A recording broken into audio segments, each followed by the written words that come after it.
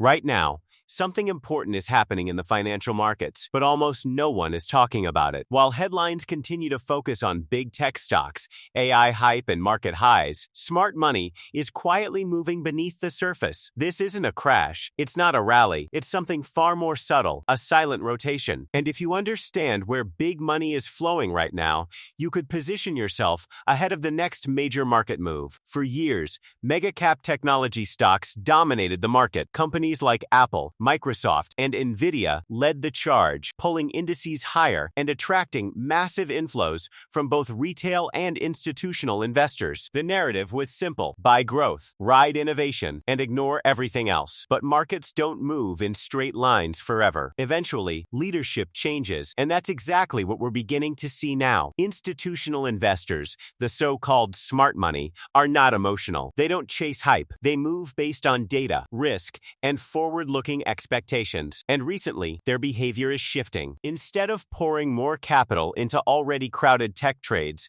they are slowly reallocating into areas that have been overlooked, undervalued, or positioned to benefit from the next economic phase. One of the clearest signals of this rotation is happening in value stocks. These are companies that have stable earnings, strong cash flows, and relatively low valuations compared to growth stocks. Sectors like industrials, financials, and energy are quietly gaining attention again. While they may not generate flashy headlines, they often outperform during periods of economic transition, especially when interest rates remain elevated or uncertain. Speaking of interest rates, this is one of the biggest drivers behind the silent rotation. After years of near zero rates, central banks dramatically tightened monetary policy to combat inflation. Higher rates change everything. They reduce the present value of future earnings, which hits high-growth tech stocks the hardest. At the same time, they benefit sectors like banking and insurance, which can earn more from lending and interest spreads. Another area seeing increasing inflows